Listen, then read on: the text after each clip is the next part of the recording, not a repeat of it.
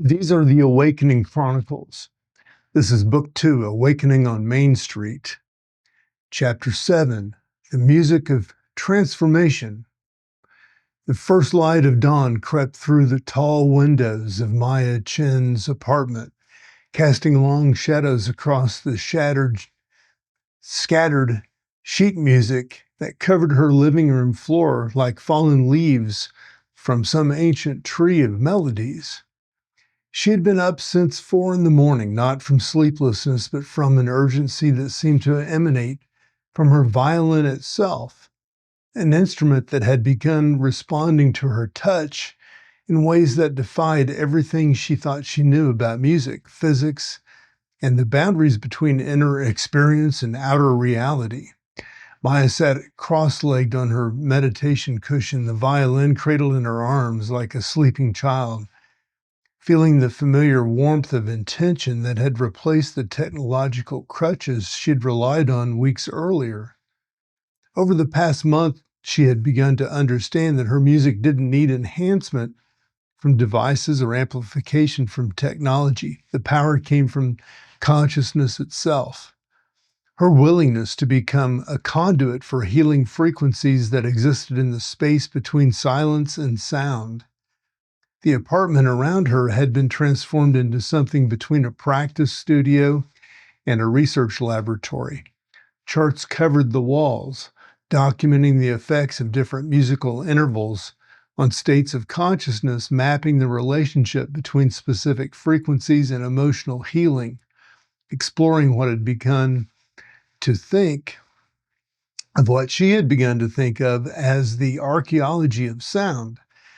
The way certain melodies seem to excavate buried memories and forgotten capacities from the deepest layers of human experience.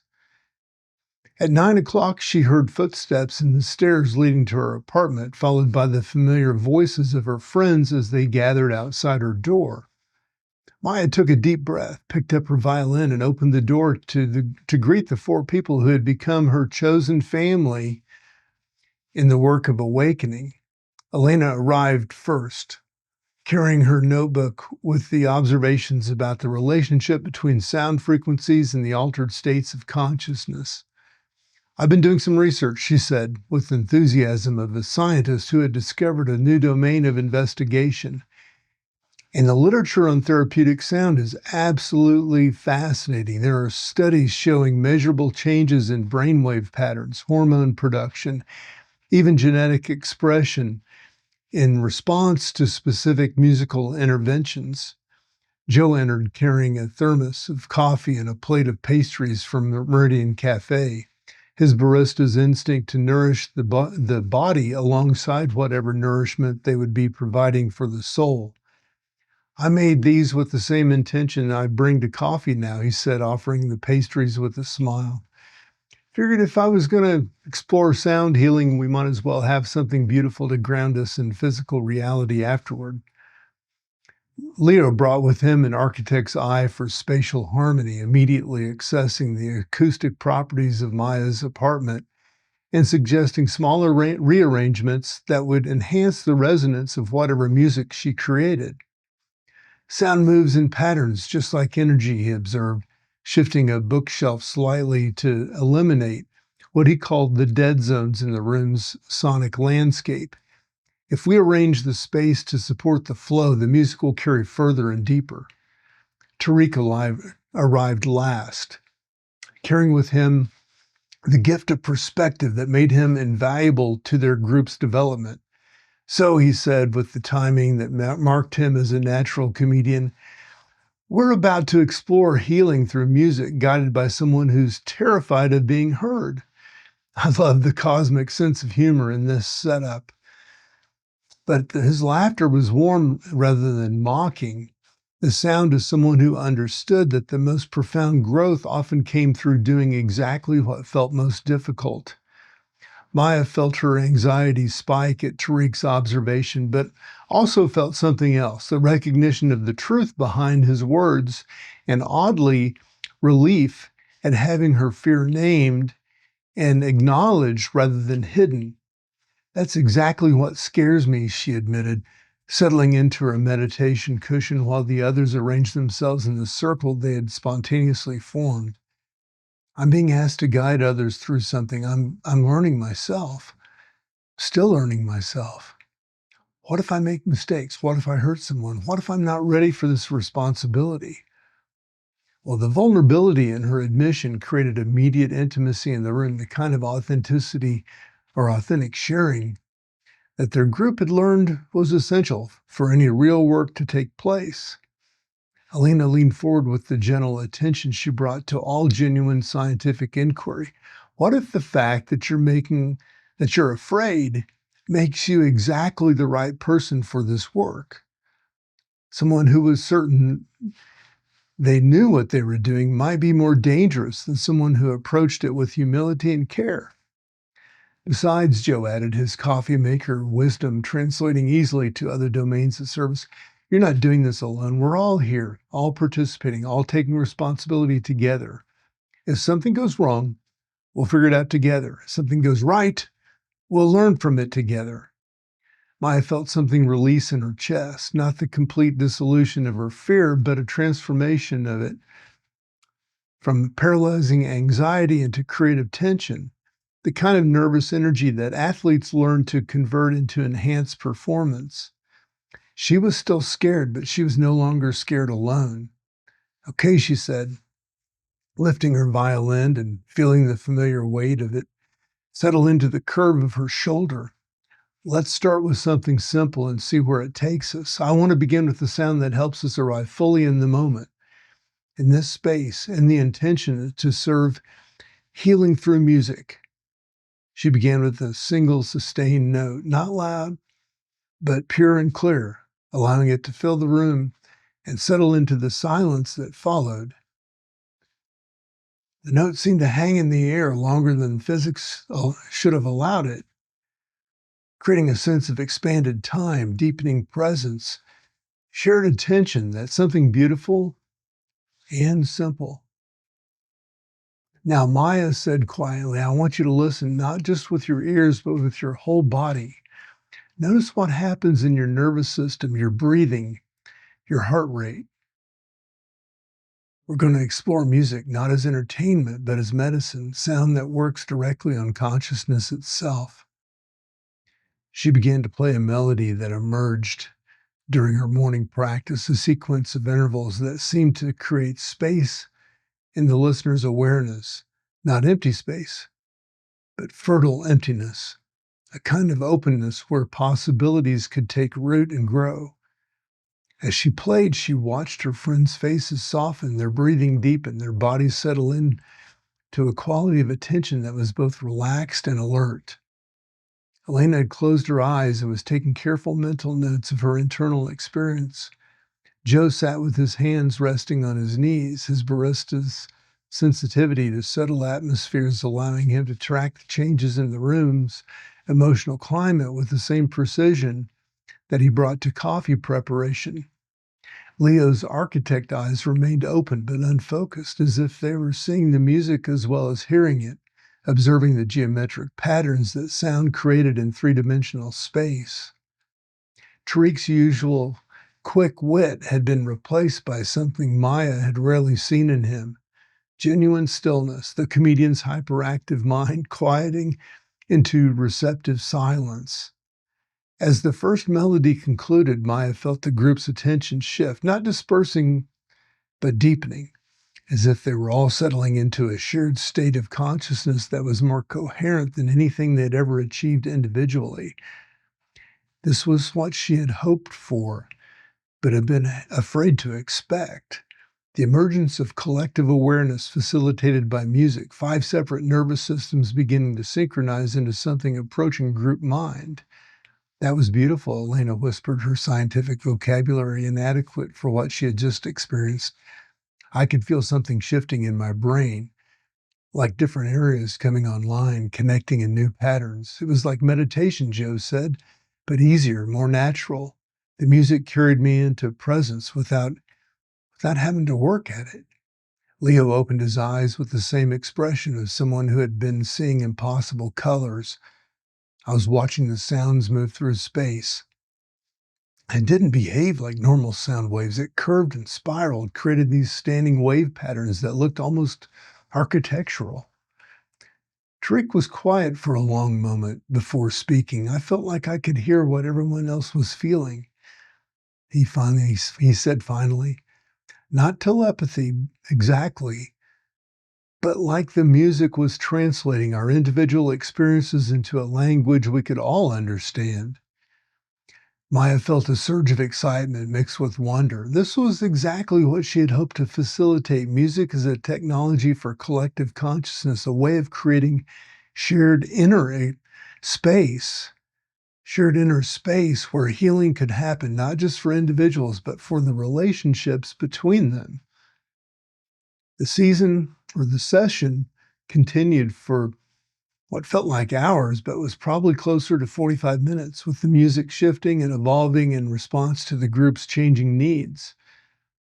Sometimes Maya played melodies that included deep relaxation, sometimes rhythms that energized and focused attention, sometimes harmonic progressions that seemed to expand the group's capacity for empathy and connection. Throughout it all, Elena documented the experience through careful internal observation, noting patterns that suggested they were accomplishing something unprecedented, the deliberate creation of coherent group consciousness through musical intervention.